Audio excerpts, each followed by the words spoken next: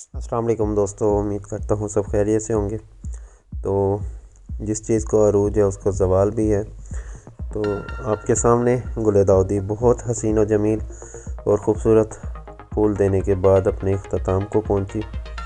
तो इसके जो फूल हैं वो भी मैंने लगा दिए हैं। जो कुछ कलर्स मेरे पास पिक्स सेव थी, तो तकरीबन मेरे पास 80-90 से ज़्यादा इसके रंग और वैरायटीज़ मौजूद हैं। तो इनको रखने का मेरा मेन पर्पज़ इनसे हैंड पोलिनेट करके सीड्स वगैरह लेने का था। तो ये सब कलर्स एक जगह मौजूद हैं और काफ़ी सर्दी और धुंध के बाद अब धूप वगैरह निकलने लगी और इसके अंदर जो सीड्स हैं वो भी ड्राई होने लग चुके हैं। तो आज मैं इनसे जो सीड्स हैं वो कलेक्ट कर रहा हूँ, तो सोचा आपके साथ भी वीडियो शेयर कर दूँ। आपको बस मेरे चैनल को लाजमी सब्सक्राइब कीजिए मज़ीद अच्छी वीडियोस के लिए। तो आज हम बात करेंगे कि आपने इसको कैसे सेव करना है, कैसे रखना है, आने वाले सीज़न में आपने इसको कैसे बचाना है, क्या तरकीबात आपने इस्तेमाल करनी है। तो ये देखें आपके सामने जो सीड्स हैं, तो अभी मैं इसको साफ़ करूँगा। और इसका सीड वैसे भी काफ़ी मार्केट में महंगा मिलता है या मिलता ही नहीं है। मैंने आज तक नहीं देखा किसी के पास, सेलर के पास इसका सीड मौजूद हो। ऐसे कुछ लोगों ने बताया था कि 1000 रुपये का 1 ग्राम इसका सीड है। तो ये पौधा जो फूल देने के बाद मैंने सीड्स उतार लिए हैं। तो आपने क्या करना है, अपने पौधों को अगर सीड्स नहीं बनाने तो इसकी जो ओल्ड ब्रांचेज़ हैं जो फूल दे चुकी हैं वो आपने बिल्कुल बेस से कट कर देंगे, ताकि जो भी एनर्जी वो ले रही हैं रूट्स से वो उनकी ख़त्म हो जाए और सारी एनर्जी जो न्यू सर्कल्स हैं, न्यू ब्रांचेस निकल रही हैं, उनको मिले, ताकि वो जल्दी से जल्दी ग्रोथ कर सकें और आपके पास प्लांट्स काफ़ी हो सके।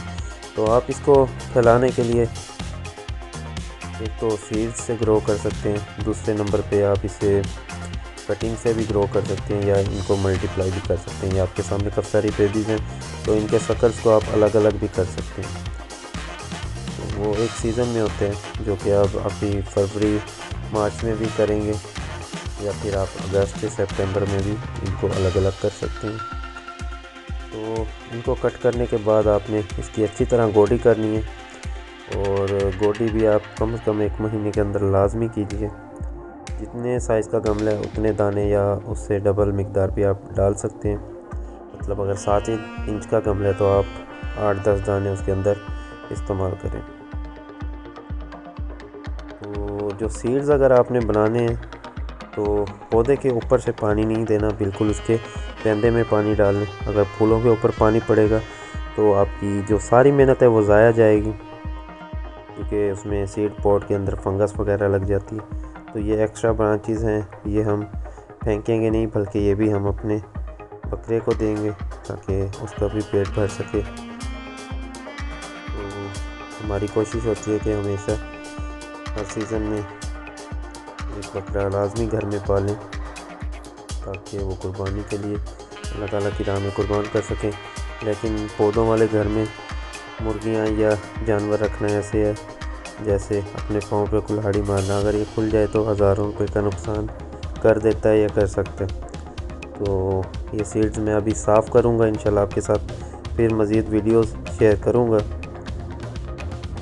तो दोबारा गुल दाउदी की बात करते हैं। अभी फ़िलहाल आप इसे किसी भी जगह पे रख सकते हैं, लाइक फुल सन में आप इसे रखें ताकि ये अपनी ग्रोथ स्टार्ट कर सके। लेकिन आने वाले टाइम में जून जुलाई में, अगस्त में और मानसून में आप इसे बचाएं ज़्यादा बारिशों से, ज़्यादा पानी से और ज़्यादा धूप से।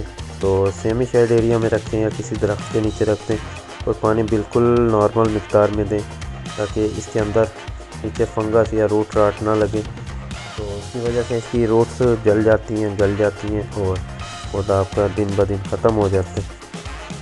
तो फिर जैसे ही टेम्परेचर थोड़ा नॉर्मल होने लगे तो आप उसे अगेन अगर दोबारा आगे मल्टीप्लाई कर सकते हैं और ग्रो कर सकते हैं। तो ये चंद मेरे गार्डन में खिले हुए गुलाब के फूल।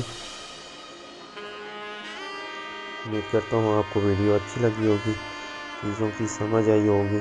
किसी का कोई क्वेश्चन हो या कोई मेरी नॉलेज में इजाफ़ा करना चाहे तो वो कमेंट्स में मुझे लाजमी बता सकते हैं।